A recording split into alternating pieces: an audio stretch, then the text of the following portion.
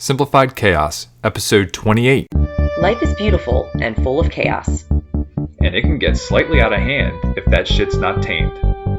We're here to share how to simplify the little things to start leading a more purposeful life. This is Simplified Chaos.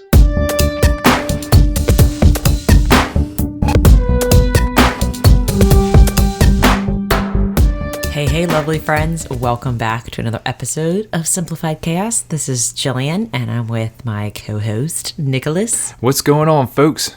Feel like we just did this last night. That's because we did. Yes. Double-decker. When you hear this episode, Jillian and I will be in Copenhagen visiting some friends, bringing Lucille. It should be a very interesting 8-hour flight there. And maybe even more interesting 8-hour flight back. So, somebody told me that when she was on a flight with one of her, with her baby, I think he might have been 2, she said the whole time, like, they're on the plane, she's like, why did I do this? Why did I do this? Why did I do this? And then when she got there, she's like, it was worth it. Yeah, I think it will be as well. But yeah, we're recording this one early because we will be out of town and we didn't want to leave you guys hanging. But this week, I think, is a very fun episode. It's going to be something a little bit different where I'm going to be kind of interviewing Jill about her experience teaching and how that's really kind of transitioned to parenthood, but also just a lot of the lessons she learned this year that I think are very applicable to how we treat children. Is that accurate? My whole mindset and perspective on how we interact with kids has completely changed. Yes.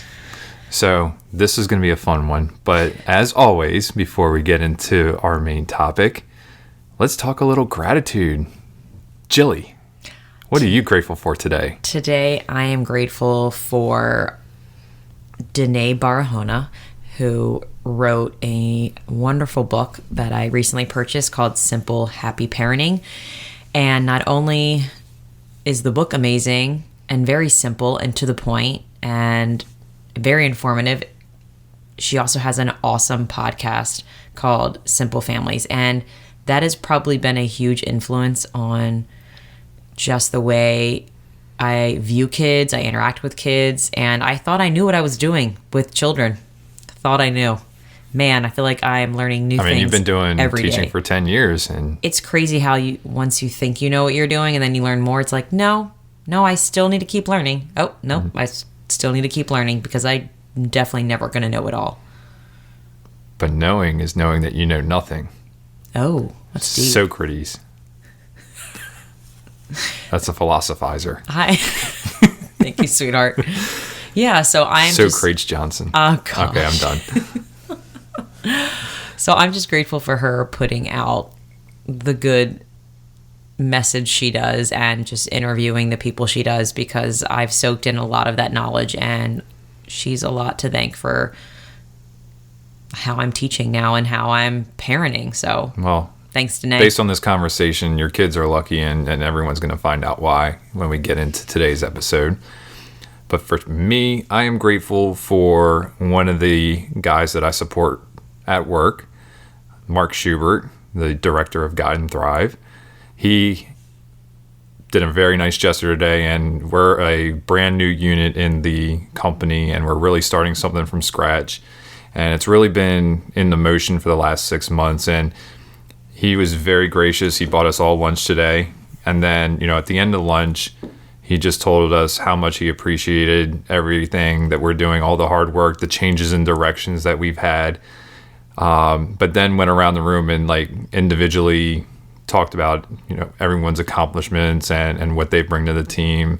And it was just a really great gesture. And, that's never really happened in any work environment that I've ever had where, someone, I've had people buy lunch before, but to truly just go around and thank everybody individually in the room and the reason why, that everyone's contributed. And it was just really nice. And, I was really actually, touched about it. It was very nice. So wow, thank you, Mark. Personalized, why he and we are delivering, delivering personalized behavioral health That's awesome. And well-being support. So yeah, he really kind of walks the walk and talks the talk, or talks the talk and walks the walk. It's funny how a little bit of kindness and just being genuine and just saying, hey, I appreciate you because, and then just telling them one thing and how that Yeah. can completely change your whole day. Yeah. how No, you but it feel was about it was it. really it was a great gesture, and Good job, I just Mark. want to let him know that I really appreciate it. So, Great. all That's right. awesome, babe. So let's dive into this little interview with Jill. Oh, man. I know. Oh, I'm going to be man. asking some hard-cutting questions here. No softballs, Jilly. Ah. All right. So the first one, I want to kind of paint a picture for everybody. I want you to talk to us a little bit about your classroom dynamic and how it may be different from other classrooms. Okay, so I did teach second grade. In the years past, I taught kindergarten, I taught first. But this year, the dynamic of my classroom was a lot different. Physically, the space was a lot different. I feel like I just created more space this year, more space with less stuff in it. So less clutter, less books, just less busyness. Less distractions. And that's really hard when you're in a classroom because you're given so many materials. You're given workbooks, you're given notebooks, you're given curriculums. It's almost like overload of stuff that they buy you and say, here's all this stuff, how you use it. If you want to use it, your choice. It's just mental overload, physical overload. Yeah. And if it's physical overload for me just to see it, imagine what it's like for the kids to have all It's those gotta be distractions. overwhelming. And I was that teacher before where I would buy all of those cute posters that I thought were kid friendly, and I would just put them all over my classroom. But when I came into teaching, I know I came in mid-year because I was on maternity leave, I didn't put anything on the wall unless me and the kids talked about it and we created it together. Because there's no sense in putting anything on the wall unless you're doing it and talking about it with the students. So it's not like I'm buying just all these cute teacher posters your morning routine, how to be a good friend, or I don't know. There's just so many generic things like the vowel sounds, and there's so much stuff out there you can buy for your classroom that's kind of just distractions as well. And there's no point in putting it up if you're not intentionally talking about it and using it every day. So just to create a picture, we had desks this year, so didn't have a lot of stuff. So when it came and I guess I really saw this when we would have indoor recess, just to give you an idea. Usually when you have indoor recess, you have a lot of games or you have a lot of stuff for the kids to, to play with. Right. So you're entertaining them. And I kind of realized that I don't need to entertain the kids. I don't need to have all this stuff, these toys, these gadgets for the kids to have fun. We had very simple things like these wooden beads, these math cubes that we would use for math, and paper, pencil, and the stuff and the ideas that the kids would come up with and the things they would create was just mind-blowing to me. And they don't get me wrong, there is a time where they're kind of bored, what are we supposed to do with this stuff? This is stupid, and we don't like saying the S word as they called it. But it's funny how you get over that boredom hump, and then all of a sudden they're like, hey, I have an idea, but it really it's discomforting. It's uncomfortable. Right. Being bored, and it's uncomfortable watching other people be bored because you just want to help them and be like, let me fix it. But just letting them solve the problems on their own and come up with these amazing ideas was brilliant. And I kind of use that strategy in everything that I would try and teach, not just indoor recess. It was math problems. I'm not going to show you how to do this. I'm going to present a problem. I'm going to make it really relatable. It's going to be about a topic that you like. The kids were obsessed with Beyblades this year, which is some kind of toy that supposedly was out a long time ago too. I would incorporate things that they were genuinely interested in and put it in problems, and that just sparked motivation, and they wanted to do it, and they'd come to me is this the right answer? How do you do it? And I would just kind of step back, just ask them questions, and just well, what do you know? Right. Okay, what do you think we should do next? Well, does that make sense? So I turned my classroom, instead of me lecturing, and just asking questions and just listening. That's awesome. And my motto this year was pretty much shut up, ask questions, and listen more. And it was mind-blowing how that changed everything. That's awesome. Now, you've been teaching this was your 10th year, correct? This was my 10th 10 year. year teaching. So Crazy. how would you say that your teaching style changed this year or differed from previous years? Wow, I feel like I kind of talked about that a Yeah, little you bit. did. Sorry about that. Yeah, no, it's all good. Well, I will say that when it comes to disciplining kids, I found that I really didn't need discipline, quote unquote, anymore, because I changed the way I interacted with the kids. This year, I took time and I didn't rush anything. We have a curriculum, but honestly, I didn't look at the curriculum. I just looked at the standards or the goals that they wanted us to accomplish with the kids, and instead of looking at the curriculum and teaching what that book, that giant complex jumble of paper was telling me to do, instead I said, I'm not going to use this to teach the kids. I'm going to use the kids to help me teach the kids, because I just had to get to know them, and the kids are what directed my instruction. So this year, because I took the time and actually listened to them, not just say, hey, that's a cool story, we got to move on because I got to go to this next lesson. Instead of rushing them and rushing myself, I just made the time to just sit and listen to them tell me stories about their life, what they enjoy doing, just what they're interested in and questions they have. And kids have so many questions. Right. And I realized that I was kind of stifling their curiosity because I thought that I had to teach everything and teach all of this content. But really, I just needed to listen to the kids, and that was what's going to help me reach them and teach them. And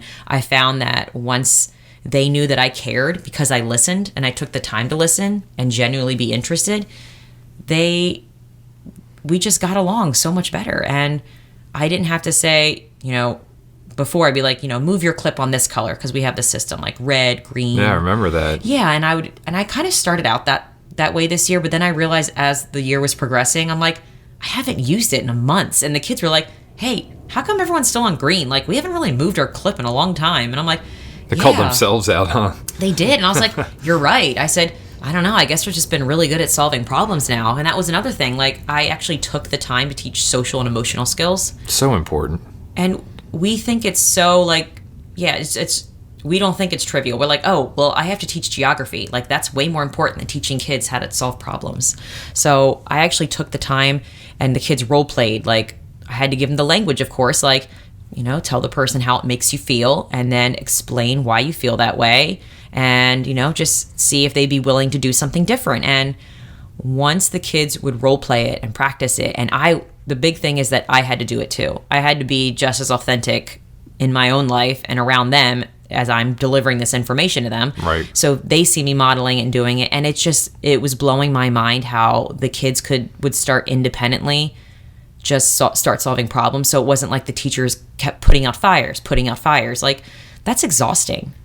And I think I want to add to that, because I know one of the stories that you told me was that oftentimes when you thought that the kids were getting off track and just talking about something that was completely random, yeah, you would in the past always go and try to get them back on track before they had a chance to finish your story. And then this year you kind of let it go a little bit more, and what you found out was that even though you feel like you were going off the rails like completely, for some reason, like, it would always eventually come back. And maybe it was because they were long-winded or just had a long way of telling stories, but it always found a way back to the actual lesson that you were teaching. And rather than us saying, well, this kid is just distracting the class, or is talking about whatever, is not paying attention.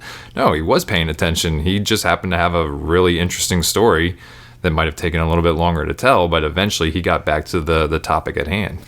Yeah, no, that was pretty mind-blowing once I actually gave them the time to finish speaking and telling the whole story. And it just can be difficult, especially when you have like 20 plus kids, because, kids have short attention spans, and even adults do too. And that was another thing when like a kid was talking to me, and I would see another kid like in my peripheral vision, like, fidgeting with scissors or drawing or doodling, before I would say, hey, pay attention. Like, why are you doing that? That's disrespectful. But when I think about it, like, adults at meetings, adults in conferences, adults in classes, is everyone always looking at the professor? No, most of them are looking at their phones. And it doesn't mean they're not listening. There are constant distractions in meetings and everything these days. The expectations we expect from kids are so unrealistic, it's ridiculous. And I realized that, what? As long as the kids are quiet and they're doing something that's intriguing to them, or just being them, like maybe they need some downtime and just to on unwind. Like we can't be focused 24/7 all the time. It's a heavy day, for them being there for 8+ hours with a 15-minute recess and a 20-minute lunch. Is that what lunch is? Lunch is 30 minutes. 30? But I mean, that's still a lot of learning that's going on and a lot that's expected of them, especially at that age. Yeah, and I really had to be reflective and think about, well, how do adults act when they're in a classroom for this long? I was like, our expectations are so unrealistic for students that they all need to be attentive when we demand it, and just, it's almost like robots, like do as I say, or these are the consequences. And I was like, I would never want to be in a classroom like that. I would hate to have a professor, and I don't really like to use the word hate. I would strongly dislike to be in a classroom where I was always told what to do. They didn't listen to my stories. They didn't really show me they cared. And I was being taught something that wasn't interesting to me. Like, as adults, we have the choice to choose what we want to learn. We have the choice to choose a podcast, to read a book. Somebody's not telling us what to do. And if you think about the way education is now, they have no choice. And that was what was so different this year, is that I gave them choices. Did it lead to chaos? Absolutely. Sure. There were days where it was like really awesome. And then there was days where it's like, holy cow, like what am I getting myself into? But when I say like the chaos is worth it, the chaos is so worth it. And even when you think it's like not meaningful, you go in and find out and ask questions that the kids are actually being innovative. They're problem solving. They're even like showing leadership skills. And that's what I realized school was for. I think before I thought school was all about teaching content. Like, we're preparing kids for the real world by teaching them content. And then teaching them memorization and not creativity. And then I thought about it, I'm like, what do I remember from elementary school? That my memories. I remember anytime we did a hands-on, fun experience. And I remember teachers that were really kind to me and funny. Yeah. And that's what I want to be. I want to be that teacher that they remember. I remember when we went outside exploring for so-and-so. I remember when Miss Kasalniak let us, we made lemonade that one day because we decided on a business plan that we wanted to sell lemonade, which actually really happened in my class. And it was mind-blowing that they did that. But letting go of control is like one of the biggest things I had to do as well. Just letting that control and that power that I thought I had to have and I thought that teachers were supposed to have, I had to let it go. Yeah. So you may have already answered this, but I want to ask this and get a pointed answer. But what would you say is the most valuable lesson you learned from your kids this year? Wow. That they are in the same level as I am. My most valuable lesson is that if we actually pay attention and let them express what they're thinking and give them the time, their ideas are, there's no words like the experiences that I had this year. And it's hard. I wish I could have journaled everything.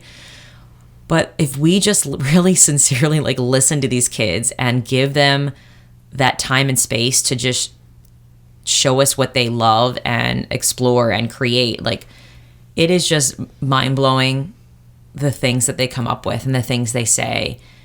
And I think it all starts with how we talk and interact with kids. Absolutely. So, we're obviously new parents for the past 13 months. How has teaching prepared you for parenting? I don't know why I didn't come to this realization. It's probably because I've never been a parent. But now I'm realizing that being a parent and being a teacher is synonymous.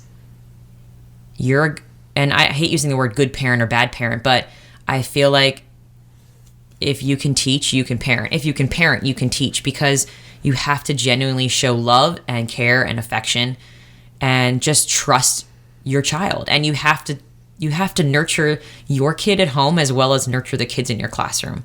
The same techniques, the same strategies apply. So I feel like teachers should be wearing teachers should be reading really good parenting books, if that makes any sense.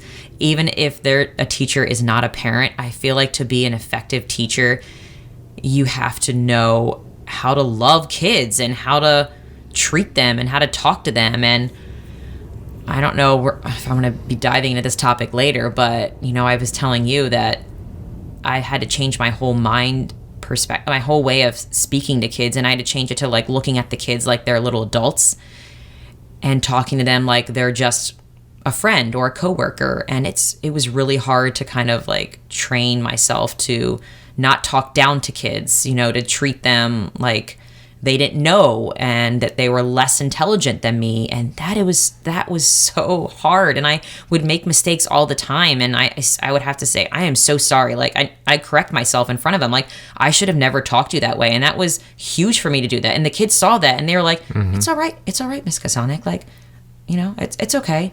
But I was like, no, it's not okay. Like, I wanted I wanted them to know that it wasn't okay the way I was speaking to them.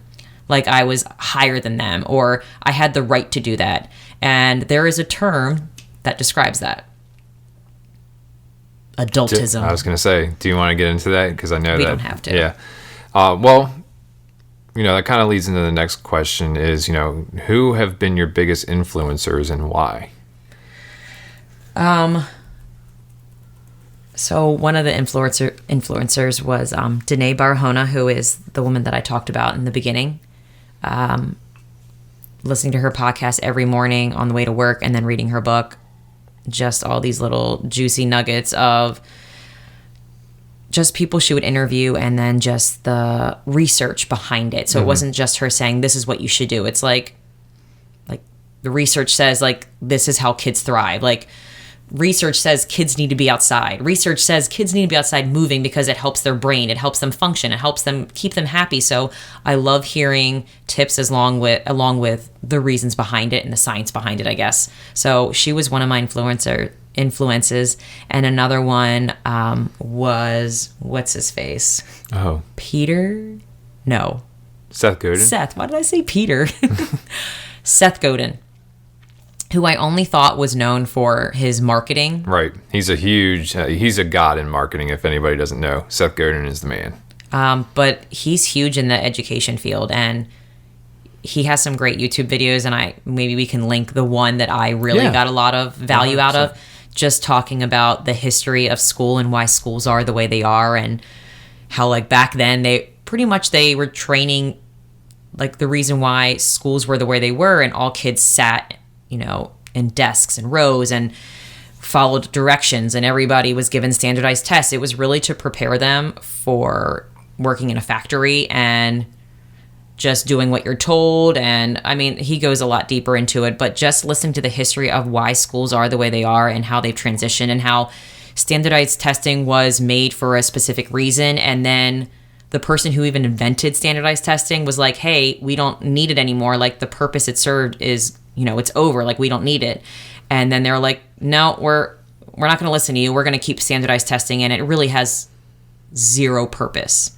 Like, if you think about it, like, there are tons of kids. I'm not even a good test taker. Like, why are kids defined by a number? Well, and the questions are not meant for everybody. Like, it's a standardized test across the entire country. And yet the questions try to deceive kids. And especially, like, there's a lot of kids who are coming here whose first language at home is not English.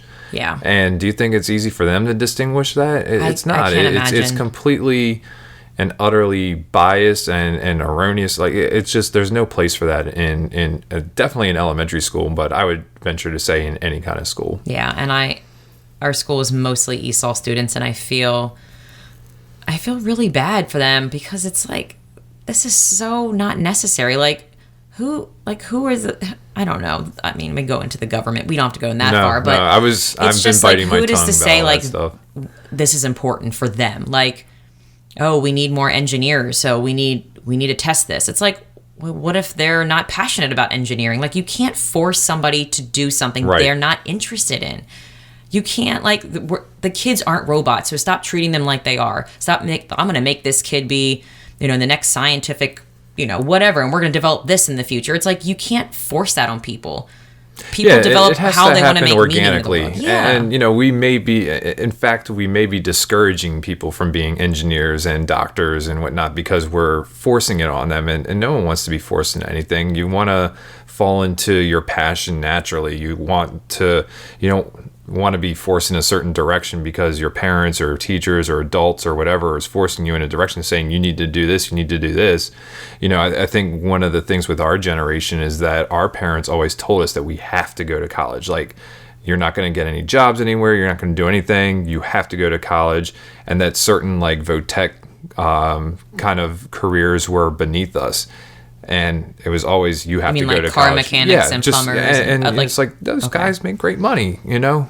Why But it's are funny we how belittling our those generation jobs? looks at money. Like we were taught, did they make good money? That's all we thought That's about what we were growing thought, up. but Yeah. now our generation doesn't give a shit about money. We care about our well-being and our happiness, and are willing to sacrifice money to have those kinds of things, to have a work-life balance. Like, don't get me wrong, there are people whose passion is to work, and you know, they grind every day. That's what they enjoy doing. But I think most of our generation really wants a nice work-life balance, you know, to be able to make a living, but also to have their mental health and to enjoy life and have experiences. And I feel like a lot of our generation felt like they were lied to about going to college. I personally am not using anything from college in my professional career. Everything that I've done to get to where I am has been through training courses that I've taken after the fact. I majored in history, and I'm not doing anything with it. It was, to me, I look back on it, it was a waste of 4 years.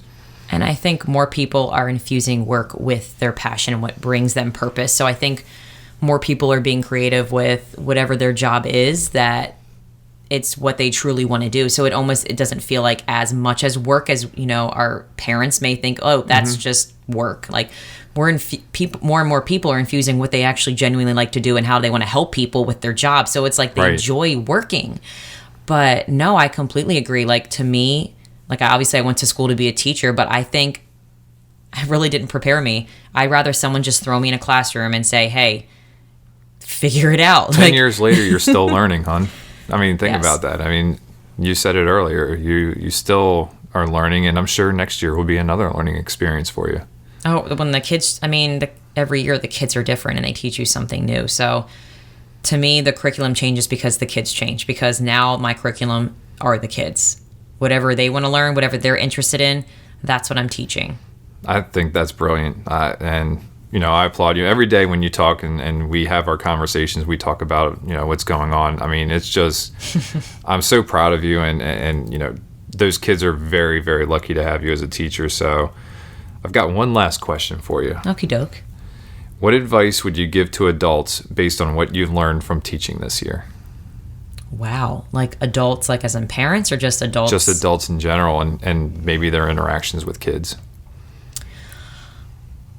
I would say to look at kids like they're little adults, to change your whole view of whatever your definition of kids are, and just see them as equals and treat them like equals. I think once you change that perspective, it's just amazing what they could share with you, or what you would learn from them, because they are just as much teachers as we are. I agree. I feel like because of everything you've told me, I'm much more opening to listening to kids, not cut them off and interrupt them, or even correct them for that matter.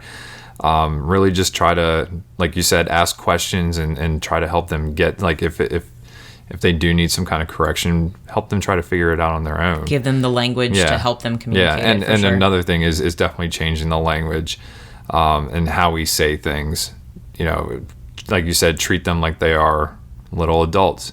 And I think this is a good time to like kind of transition into that adultism. Oh, can I say one more thing? Sure. Before adultism? Yeah.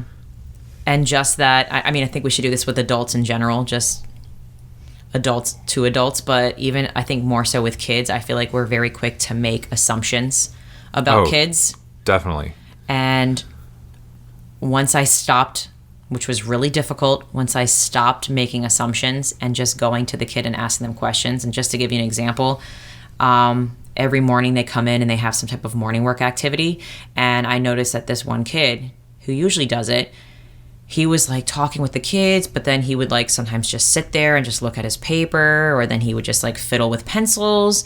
And I think old teacher me would have been like Jacob, like get back to work. Like, what are you doing? Like you're not on task. And the new, improved, woke Jill walked over to Jacob, and I said, "Hey, buddy, like what's going on?" Like, and he just kind of sat there, and I'm like, "Are you okay? Like, you usually do your morning work, but you're not doing it today. Looks like you're playing with pencils. And he was like, I'm just really tired. He's like, there was a party going on next door in my apartment, and it was really loud, and I couldn't sleep. And when I did sleep, I had a really bad nightmare. Like, the reason behind why he looked like he was playing or not focused, there was a very good reason behind it. But a lot of times we don't ask them. We just make assumptions and then quickly react. Well, we always say that they're misbehaving. Yes. And that is a word that we need to strike from our vocabulary. Very true. It's oftentimes curiosity. And again, you have no idea what's going on in their personal lives. Mm-hmm. You know, they have personal things going on just as much as adults do. Yes. So, yeah, I think that's a great piece of advice. Thanks. So, adultism. Let's talk a little bit about that. Oh, man. And it's kind of ironic. We just saw this yesterday in a magazine that's delivered locally in Annapolis. What is it called? It's the MSEA, the Maryland State Education. Maryland, so it's a Maryland thing. Yeah, it is. Yeah. I'm sorry. I get that confused with the other magazine we get.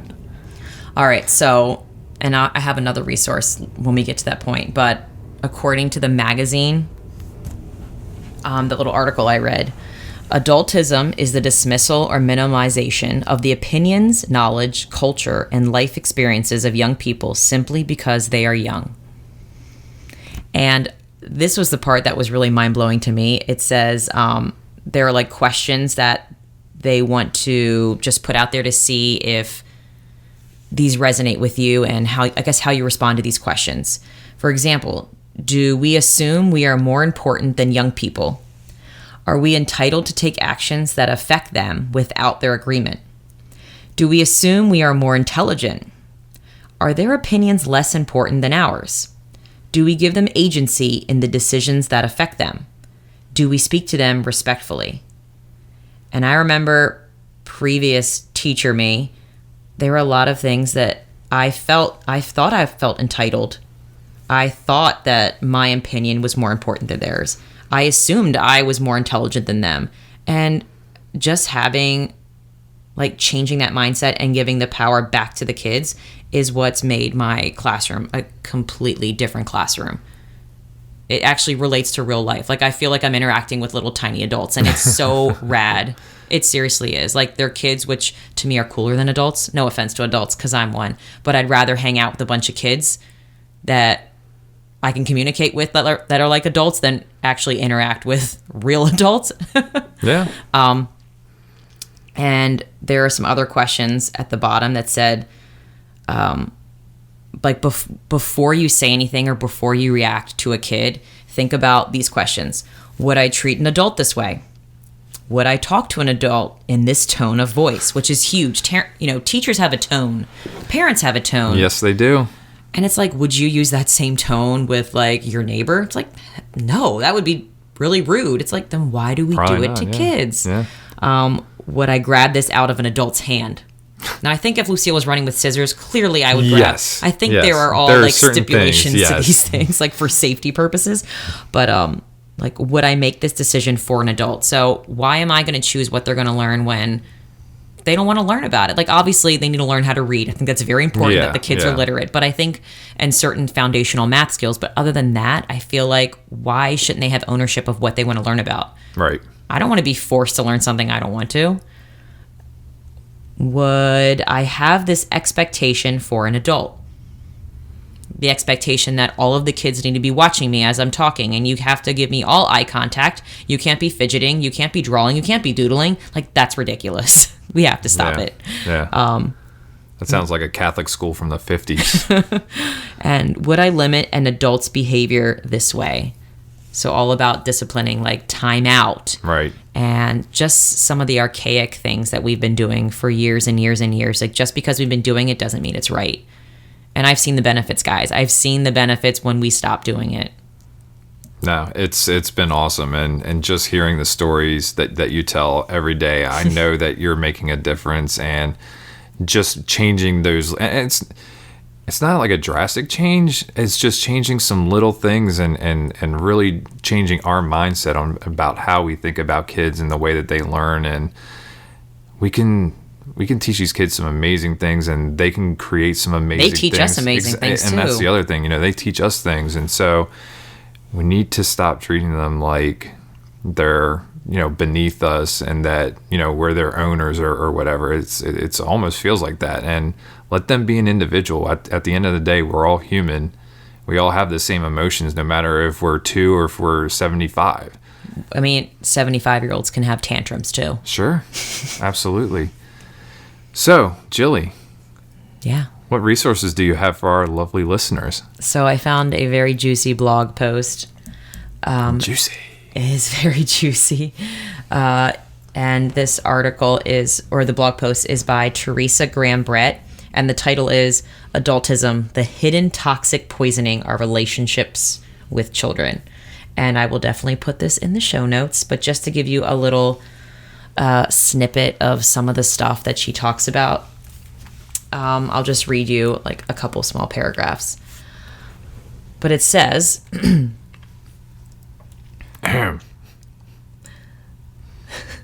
Well, so she talks about how prisoners and other few institutional groups, young people's lives are more controlled than those of any other group in society. So does that make sense? So basically, prisoners and children are treated about the same. Isn't that sad? Yeah. It said, in addition, adults reserve the right to punish, threaten, hit, take away privileges, and ostracize young people when they consider it beneficial in controlling them or disciplining them. If this were a description of the way a group of adults were treated, society would quickly recognize it as a form of oppression. Adults, however, generally do not consider adultism to be oppressive, because this is the way they themselves were treated as youth. The process has been internalized. The essence of adultism is that young people are not respected. Instead, they are less important and, in a sense, inferior to adults. They cannot be trusted to develop correctly, so they must be taught, disciplined, harnessed, punished, and guided into the adult world.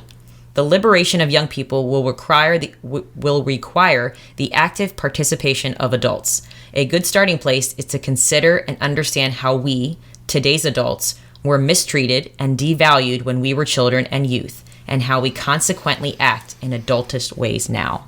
Wow. That is so true. It is so true. So yeah, we will link that article in our show notes, and we definitely recommend you take a look at that and read it. And there are so many books out there about just the effects on how we talk to kids and how we treat them, and the benefits once we change it. And it's, the guys and I can say, like, my kids were guinea pigs this year, and it worked. Like, I am hands down not going back. I am woke, and I can't go back. I can't go back to my old archaic teaching ways. I've been red-pilled, yes. Yes. All right. Any other resources, or are we getting into the No, that was it. Quote of the day. So I have 2 quotes of the day. Is that okay? I I'm guess. so passionate about education. I was Yes. like, I can't You know what? choose one. For this topic, I'll allow it. All right. 2 quotes of the day. I appreciate it. No problem. The first quote of the day is by Teresa Brett, who just wrote that wonderful blog post. When we abandon our need to control children, parenting is revolutionary in its ability to change the world. And it all starts with us. It does. Starts with the adults. It starts in the home. Mm-hmm. Yep. So true. The home. It's the core. It really is. It has such a ripple effect once you start at home. Good job, honey. Thank you. The second quote of the day that you're allowing me to read Quote of the day, number is 2. by Brene Brown. I'm not a parenting expert. In fact, I'm not sure that I even believe in the idea of parenting experts. I am an engaged, imperfect parent and a passionate researcher. I am an experienced map maker and a stumbling traveler. Like many of you, parenting is by far my boldest and my most daring adventure. We've only been parenting for 13 months, and I wholeheartedly agree with that. And it's just going to get more amazing, more chaotic, but it's going to be great. It is. It really is. I feel like we've learned a lot of lessons, and I'm excited to try this experiment, so to say, with our daughter. And I feel like she's going to reap a ton of benefits from it and be creative. And again, I think one of the things that I always said is it's not what she wants to be when she grows up, but it's how she wants to help people. And I think if we keep that language, it's all about language. Yeah. It's all about the words we use and how we speak, the tone. I mean, it has such a huge impact. So I agree. Everything I've been practicing, I'm excited to just do it with Lucille and just embrace whoever she becomes and just let her be her own being. Yeah. So take action. Listen to your kids. Yes, shut up and listen, guys. Ask questions. Yes. Talk to them like you would any other adult friend, family member, coworker. Kind and respectful. And get to see some amazing things. Wow. Yes. That's all I can say. Wow. Absolutely. So, Jilly, thank you for sharing. I think this was great. And we want to thank all of you for listening. If you like this episode, please share it on social media. Give us a review. And it really helps us reach out to more people. Yeah, if you have any teacher friends, please share this episode. Yes, I would love to hear their feedback this as well on just what's going on in their classrooms. Please and thank you. And we are grateful for everyone. And we will talk to you when we get back from Copenhagen. Woohoo! See you later, guys. We want to thank everybody for listening today. Please be sure to subscribe and sign up to receive notifications so you know when the next episode is live. If you like today's episode and know someone who could benefit from the topic we covered, please share it with them. And if you have any suggestions for us or want to chime in on today's topic, you can email us at simplifiedchaospodcast@gmail.com, and that's chaos with a K, or send us a comment on Facebook, Twitter, or Instagram. Thanks again for listening, and we will see you next time.